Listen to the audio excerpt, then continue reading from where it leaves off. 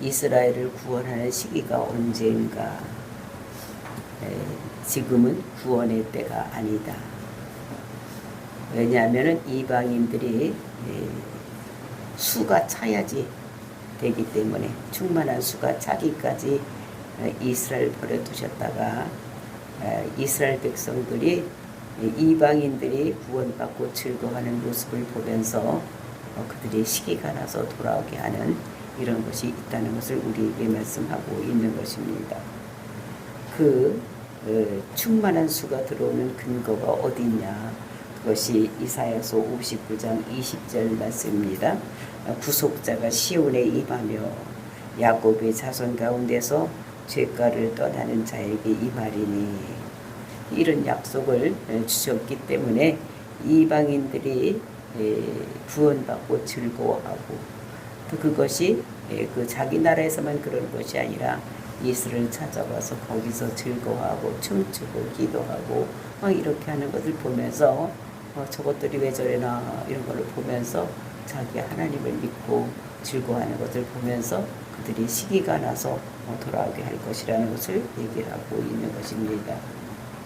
그래서 이스라엘이 어떠함에 있어서가 아니라 하나님이 돌아오게 하신다는 것을 말씀하고 있는 것입니다.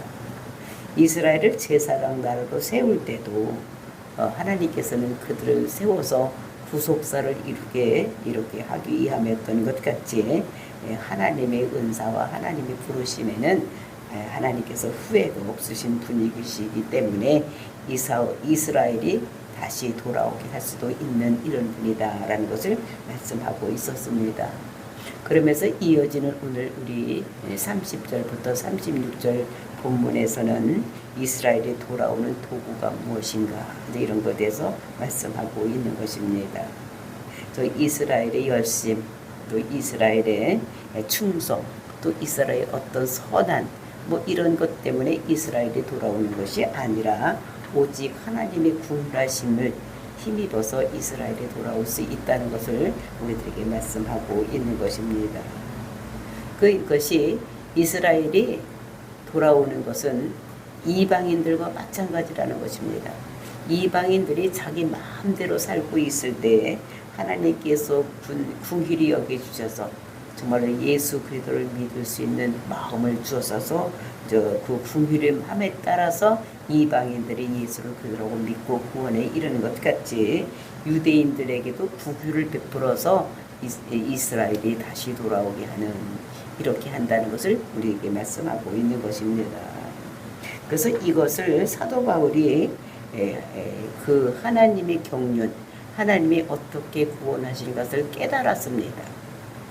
첫 번엔 이스라엘 백성들이 돌아오지 않는 것 때문에 많은 근심이 쌓여 있었는데, 생각해 보니까 하나님의 경륜이 이렇게 이방인들을 그들이 하나님을 믿지 않기 때문에 그 복음이 이방인들에게 흘러 들어가서 이방인의 구원을 받고 즐거워하는 모습을 보면서 이스라엘의 시기가 나게 해서 그들을 돌아오게 한다. 이런 그런 하나님의 뜻을 깨닫고 오늘 말씀에서는 하나님의 지혜와 하나님의 그 지식에는 풍성하다, 이런 것을 깨닫고 감탄하는 내용이 오늘 본문의 말씀인 것을 볼 수가 있는 것입니다. 그래서 하나님께서는 이스라엘의 구원과 또는 전 세계 만민에 대한 하나님의 구속 계획을 결론으로 신구약 전 시대에 걸쳐서 하나님의 구속사를 한치의 오차도 없이 모든 것을 이루고 있다는 것을 깨달았던 것인 것을 볼 수가 있는 것입니다. 그래서 이것이 최초에 하나님께서 그렇게 구원하고 구속할 계획을 태초부터 세우시고, 그리고 창조의 목적을 실현해 나가기 위해서 하나님께서 주신 그 주권에 대해서 찬양하고 있는 이런 모습을 볼 수가 있는 것입니다. 그래서 이스라엘이 돌아오는 도구가 무엇인지, 그것은 이방인의 구원과 마찬가지로 이스라엘의 구원도 하나님의 긍휼하심, 이것으로 인해서 모두가 들어오게 되는 이런 것이라는 것을, 그러니까 이방인들에게 복음이 전해졌을 때 이방인이 그것을 믿고 기뻐하고 즐거워하고 이것을 보면서 시기 나게 해서 이스라엘이 돌아오게 하는 이런 것인 것을 말씀하고 있는 것을 볼 수가 있는 것입니다. 그러니까 모든 사람들이 자기가 어떠함에 의해서 구원되는 것이 아니라 이방인이고 이스라엘이고 하나님의 전적인 구별하심으로 하나님의 은혜로 이렇게 모든 것이 그 구원을 얻을 수 있는 이런 것이라는 것을 말씀하시고 다 때가 있는 것이다. 그러니까 이방인이 돌아올 때가 있는가 하면 그것을 보고 이스라엘이 다시 돌아오는 때가 있다라는 것을 말씀하시는 것을 그러면서 전도서에서 그 때가 이 태어날 때가 있으면 죽을 때가 있고 좋은 때가 있으면 나쁜 때가 있고 이렇게 하는 것 같이 꽃이 필 때가 있으면 떨어지고 이제 이런 것들이 있는 것 같이 모든 것이 다 때가 있는 것이다. 그래서 지금은 이방인들이 예수를 그대로 믿고 구원에 돌아오는 이런 때라면 이 때가 차면 이스라엘이 다시 하나님이 구별하심으로 해서 때가 차서 돌아오게 된다는 것을 말씀하고 있는 것을 볼 수가 있는 것입니다. 그래서 부르심이 있기 전에는 하나님을 알 만한 것을 주었더라도 하나님을 알지 못하는 이런 것이라는 것을 말씀하고 있는 것입니다. 그래서 우리들에게도 전 세계 모든 이 창조물에게 있어도 하나님의 계획이 다 있다는 것을 우리들에게 말씀하시고 모든 사람에게도 다 부르심의 때가 있다는 것을 우리들에게 말씀하고 있는 것. 이것을 보면서 저와 여러분이 정말로 예수를 그대로 믿을 수 있도록 이렇게 우리를 부르시고 또 궁휼한 마음으로 우리를 부르신 그 하나님을 날마다 찬양하고 기뻐하는 저와 여러분이 되시기를 예수님의 이름으로 축원을 드립니다. 30절 말씀 보시겠습니다. 너희가 전에는 하나님께 순종하지 아니하더니 이스라엘에 순종하지 아니하므로 이제 구주를 입었는지라. 너희가는 누굽니까? 지금 이 편지는 로마 교인들에게 쓰는 것이요. 로마 교회들의 성도들은 이방인들이 많이 있기 때문에 이방인들을 겨냥해서 말씀하고 있는 거니까 그러니까 이방인들이 전에는 하나님께 순종하지 아니하였다. 그러니까 이 세상 만물 속에 하나님의 구속, 하나님의 그 성품이 기록되어 있는데도 그것을 알지 못하고 있었지만 그런데 우리가 순종하지 아니하고 있었던 이때에 근데 그때 이스라엘이 잘 믿고 있다가 순종하지 않은 사람들이 많이 나와 있었던 거예요. 그러니까 그들은 율법을 지켜서 무엇인가 구원을 받으려고 하기 때문에 예수를 그대로 믿어야지만 구원받는데 이렇게 이스라엘 백성들이 순종하지 아니하므로 이제 우리 이방인들에게 하나님의 구원함이 입어져서 이방인들에게 복음이 전해지고 믿게 되었다는 것을 말씀하고 있는 것입니다. 또 이렇게 우리에게 구휼을 베풀어줘서 우리가 예수를 그대로 믿고 구원받은 이방인들이 구원이 되는 것 같이 31절 말씀입니다. 이와 같이 이 사람들이 순종하지 아니하니 이는 너희에게 베푸시는 구휼로 이제 그들도 구휼을 얻게 하려 하심이니라. 그래서 이스라엘 사람들에게 왜 갑자기 그 사람들이 그 예수를 그대로 믿지 아니하고 자기들이 무엇인가 해서 구원을 받으려고 했는가. 하나님께서는 그들에게 혼미한 마음을 주었다는 것입니다.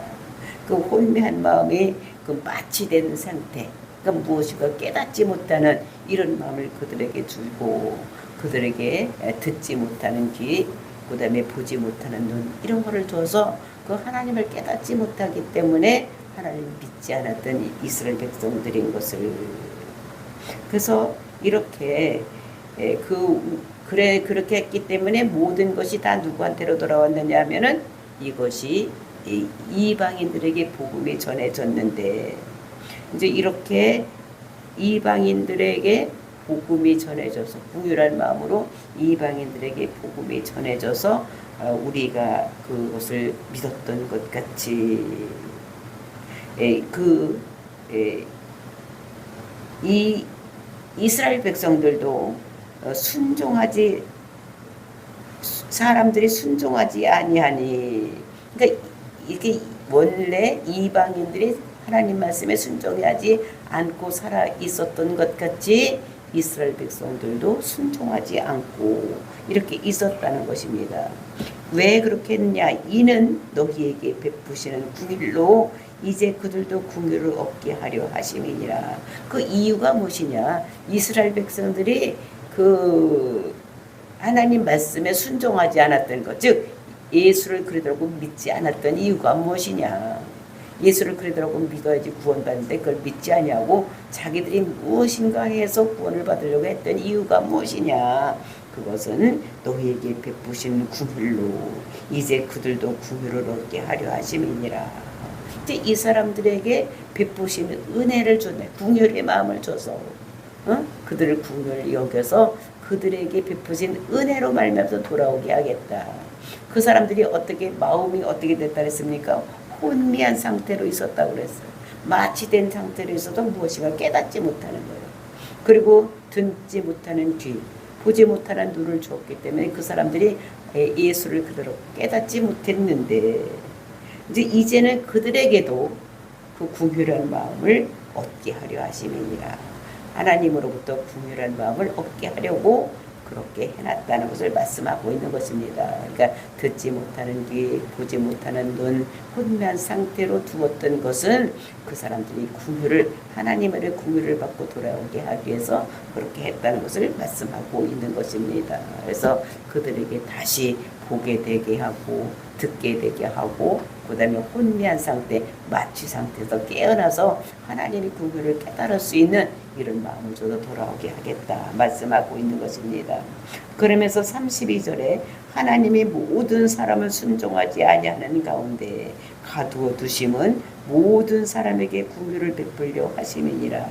그러니까 하나님이 모든 사람을 순종하지 않은 가운데 두었다는 것입니다. 그러니까 모든 사람, 그러니까 이방인이나 유대인이나 이 세상에 있는 모든 사람을 다 순종하지 않는 데 두었다는 거예요. 그러니까 즉 예수를 그대로 믿어야지 구원을 받는다. 이렇게 했는데 그 말씀을 믿지 않았다는 것입니다. 그러니까 순종이라는 것은 믿음과 같은 동요라고 말씀을 드렸습니다. 그러니까 하나님이 모든 사람을 믿는 마음에 두지 아니하였다는 것이. 그래서 그 순종하지 아니하는 가운데 가두어 두심은 왜 믿지 않게 만들어 뒀느냐? 그것은 모든 사람에게 궁휼을 베풀려 하심이니라. 그러니까 모든 사람에게 궁휼을 베풀어서 이 세상의 모든 사람이 구원받는 것은 하나님의 궁휼하심, 하나님의 사랑 때문에 구원받는 것이지 자기들이 무엇을 잘해서 구원받는 것이 아니다. 이런 것들을 알려주기 위해서 이 모든 사람을 다 순종하지 않는 데 두었다가 그 사람들에게 하나님께서 궁휼, 즉 사랑을 그 사람들에게 베풀어 줘서 그 사람을 돌아올 수 있게 만들었다는 것을 말씀하고 있는 것입니다. 그래서 이방인도 순종하지 않은 가운데 있을 때 하나님의 궁휼로 그들을 순종하게 만들었고, 그리고 이제 유대인들도 순종하지 않을 때 이렇게 했다는 거예요. 그러니까 이방인들은 약 한 4,000년 동안을 순종하지 않고 살다가 그다가 이제 유대인들이 하나님을 버리고 이방신을 따라가니까 그 복음이 이방인에게 전해졌는데 그것이 약 얼마간이냐? 약 한 2,000년 동안. 그러니까 유대인들이 순종하지 아니하는 기간은 약 한 2,000년 동안 그렇게 될 것이다.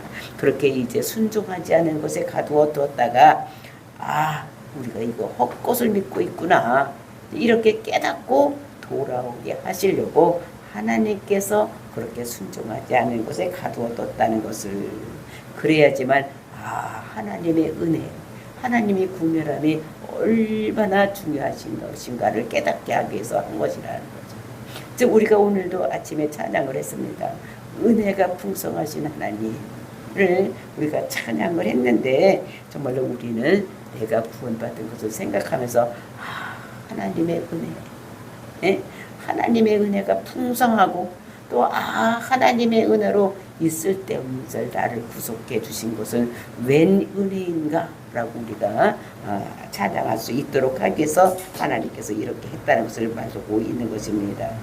저거는 내가 예수를 그리다고 믿을 수 있는 이 자리에 내가 나올 수 있는 것은 이게 하나님의 은혜를 깨닫게 하기 위해서 하나님께서 모든 사람을 이방인이나 유대인이나 다 그 믿지 않는 자리까지 이게 순종하지 않는 자리에 두었다가 하나님의 궁휼하심으로 모든 사람을 이렇게 했다는 것을 말씀하고 있는 것입니다. 우리가 그래서 계시록 7장 9절부터 10절을 보면은 그 24장로들, 천사들 이런 사람들이 찬양하는 것을 볼 수가 있는 것입니다. 이 일에 내가 보니 각 나라와 족속의 무리가 나와서 흰 옷을 입고 손에 종려가지를 들고 보좌 앞과 어린 양 앞에서 큰 소리로 외쳐 이르되 구원하심이 보좌에 앉으신 우리 하나님과 어린 양의 있도다. 이런 것을 찬양하는 것을 볼 수가 있어요. 그러니까 구원하심이 누구한테 있느냐? 우리 하나님과 어린 양에게 있다라고 찬양하게 하기 위해서 모든 사람들을 다 믿지 않은데 두었다, 순종하지 않은데 두었다가 구원해내신 것이라는 것을 말씀하고 있는 것입니다. 그러면서 이제 그 찬송과 영광을 모두가 하나님과 예수께 돌리는 이런 일이 있다는 것을 우리들에게 말씀하고 있는 것입니다. 그러면서 이제 33절 말씀입니다. 깊도다 하나님의 지혜와 지식의 풍성함이요. 그러면서 사도 바울이 이제 이것을 뭐 하느냐, 이것이 바울이 고민하고 있던 것을 이것이 고민하다가 깨닫게 된 것이라는 것을 말씀하고 있는 것입니다. 자기가 이 사도 바울의 고민이 무엇이었습니까? 자기가 이방인의 사도로 이방인에게 복음을 전하면 복음을 듣고 돌아오게 되는데, 근데 유대인들은 돌아오지 않는 거예요. 그래서 돌아오지 않는 것을 보면서 하나님은 저들을 버렸나? 뭐 이렇게 생각을 하면서 고통과 고민이 있었는데 이것을 하나님께서 계시로 알게 해주신 것입니다. 그때에 이제 이 계시로 그것을 깨닫고 깊도다 지혜와 지식, 그러니까 깊도다 하나님의 지혜와 지식의 풍성함이요.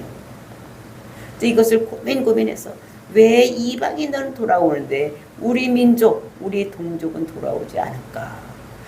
하나님께서 우리 이스라엘 백성을 버렸나? 뭐 이렇게 고민하고 있다가 하나님께서 지혜로 깨닫게 하시니까 아, 이랬구나. 이렇게 깨닫고 이제 이렇게 지혜와 지식이 풍성하다. 그러니까 이방인도 유대인도 자기를 구원하는 것이 아니라 전적인 하나님의 은혜로 다 구원해내는 이런 모습을 보면서 탄식하는 그러니까 찬양하는 이런 모습을 볼 수가 있는 것입니다. 오직 하나님의 은혜로 우리가 구원을 받았다 고백하게 하려고 창세 전에 계획하시고 하나님의 뜻이 그대로 이루어지게 해서 하나님께 그렇게 역사를 하신 것을 알고 아, 이것이 하나님의 뜻이었군요, 이렇게 이제 깨닫는 모습을 볼 수가 있는 것입니다. 그래서 근심이 변해서 지금 찬송이 되는 이런 모습을 볼 수가 있는 것입니다. 그래서 깊도다 하나님의 지혜와 지식의 풍성함이요 그의 판단은 헤아리지 못할 것이며 그의 길은 찾지 못할 것이다.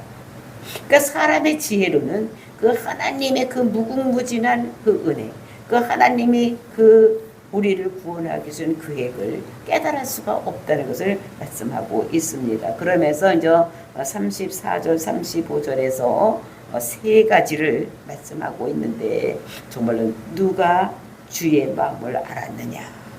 그러니까 누가 주의 마음을 알았느냐? 알 수가 없었다는 것입니다. 그러면서 이것이 누가 주의 마음을 알았느냐? 그래서 이것이 깨닫지 못된 모든 사람이 다 깨닫지 못했다는 거예요. 그 하나님의 그 깊은 속마음을 누가 알았느냐?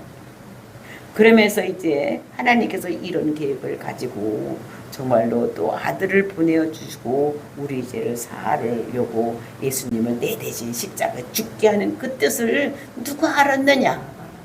누가 자기 자식을 죽여가면 자기가 죽어가면서 우리를 살리려고 하는 그 계획을 가지고 있는지를 누가 알았느냐? 그러면서 누가 그의 모사가 되었느냐? 그의 모사가 되었느냐는 것은 누가 그 모사라는 것은 왕이나 또는 대통령 옆에서 이렇게 하면 좋겠습니다라고 옆에서 훈수를 두는 사람들, 같이 그 상의를 하는 사람들을 모사라고 하는 것입니다. 그러니까 누가 그의 모사가 되었느냐? 누가 하나님의 구원 계획에 이렇게 하세요라고 누가 옆에서 훈수를 두었느냐? 그렇게 한 사람이 없고 하나님 자신이 그렇게 했다는 것을 말씀하고 있는 것입니다. 그러면서 세 번째로 35절에서 누가 주께 먼저 드려서 갚으심을 받겠느냐. 그러니까 이것은 누가 먼저 주께 드려서 먼저 내가 이것을 내가 가지고 있는 전부를 드리겠습니다. 내가 가지고 있는 내 모든 재산을 다 드리겠으니 나를 구원해 주세요. 이렇게 누가 먼저 그런 걸 드려가지고 구원을 받은 이런 것이 있느냐라고 말을 하고 있는 것입니다. 누가 주께 먼저 드려서 갚으심을 받겠느냐. 이방인도 그 다음에 그렇게 하지 아니하고 그 다음에 유대인도 그렇게 하지 않았다는 것을 얘기하는 것입니다. 그러니까 먼저 드려서 우리가 구원받은 거. 그러니까 모두 구원받은 것은 거저 받은 것이지 공짜로 받은 것이지 내게 모든 있는 것을 다 드려서 받은 것이 아니다. 그러니까 돈 많은 사람들 뭐 몇백억 몇십억씩 들여서 딱 구원해 주시오. 먼저 갖다 드리고 내 있는 모든 재산들을 그냥 다 구원해 달라고 해서가 아니라 모든 사람이 구원받은 건 다 거저 받은 것이다. 다 공짜로 받은 거 이런 것이라는 것을 말씀하고 있는 것입니다. 그래서 이것이 왜 그렇게 공짜로 줬느냐? 값이 싸서 공짜로 준 것이 아니라 인간의 대가를 지불할 수 없기 때문에 그 구원에 대한 그 대가를 지불할 수 없기 때문에 모든 사람들에게 다 거저주는 구원은 거저주는 그래서 예수를 그리스도고 믿기만 하면 주는 이런 걸 주었다는 것을 우리들에게 말씀하고 있는 것입니다. 그러면서 36절에서 이는 만물이 주에게서 나오고 주로 말미암고 주에게로 돌아갑니다. 그에게 영광이 세세 있을지어다. 아멘. 이는 만물이라는 건 무엇이냐? 모든 것, 이 세상에 있는 모든 것, 그러니까 모든 것을 얘기를 하는 것입니다. 그러니까 이방인이나 유대인이나 모든 불순종하는 모든 사람들, 이 사람들을 불순종하는데도 불구하고 궁일로 돌아오게 되는 것을 말하고 있는 것입니다. 그래서 모든 만물이 주에게서 나오고 그러니까 이 모든 계획이 주에게서 나오고 또 주로 말미암고 주에게로 돌아갑니다. 그러니까 영광이 주에게로 돌아가는. 그러니까 하나님이 계획하고 하나님께서 창세전에 예정하시고 부르시고 그 다음에 성화 과정을 시켜서 그 다음에 영화롭게 되는 이런 모든 일련의 계획들이 하나님이 혼자 하신 것이지 누가 옆에서 훈수를 두고 누가 그에게 지혜를 주서 된 것이 아니라는 거예요. 이런 모든 일련의 만물의 구원 계획은 하나님께서 혼자 하신 것이라는 것을 말씀해 하고 그러면서 돌아갑니다. 그 영광이 하나님께 가야 된다는 것을 얘기를 하고 그에게서 나왔으니까 모든 것이 그에게로 말미암아 운영되고 그때 마지막도 그에게로 돌아가는 영광이 그에게 있을 것인 것을 말씀하고 있는 것입니다. 그러니까 이방인이나 유대인이나 우리는 어떻게 나 같은 죄인을 살리심 그것은 전적인 하나님의 은혜라는 것을. 그래서 우리는 나 같은 죄인을 살리신. 그러니까 우리 모든 사람들이 어떻게 다 죄인이었는데 우리를 살리는 것은 정말 예수 그리스도와 또 그 복음을 깨닫게 한 성령님에 의해서 우리는 함께 살아나는 역사가 일어났다는 것을 우리에게 말씀하고 있는 것입니다. 그러니까 불순종 가운데 가둬뒀으면 지옥 갈 백성이 하나님께서 성령을 우리에게 보내주시고 하나님이 궁일하심으로 우리를 도와주셔서 우리가 예수를 그리스도로 믿고 구원에 이룰 수 있는 이런 것이 되었다는 것을 말씀하고 있는 것. 그래서 불순종 가운데 두지 아니하고 우리를 불러서 우리를 구원시켜주는 하나님께 늘 감사하며 평생을 살아가는 저와 여러분 그 날마다 하나님의 은혜에 감사하는 날마다 불평불만하고 찌그려 있지 말고 하나님의 은혜에 감사하는 삶을 사는 저와 여러분이 되시기를 예수님의 이름으로 축원을 드립니다. 그래서 우리가 정말로 기도할 때 우리가 그 로마서 1장부터 8장까지는 하나님께서 우리가 죄에 있었던 우리를 어떻게 불러서 구원을 시켜 주었는지, 그리고 이제 유대인이나 이방인이나 9장서부터 11장까지는 다 하나님의 은혜로 구원받은 우리 백성들. 응? 그런데 이렇게 알게 하심을 감사합니다 라는 우리에게 기도를 드리고, 정말로 하나님의 계획이 무엇인지 깨달을 수 있도록 도와주신 하나님, 정말 불순종 가운데 있던 우리들을 긍휼함으로 우리를 불러주신 하나님 감사합니다라고 오늘은 감사 기도하는 우리들이 되시기를 예수님의 이름으로 축원을 드립니다.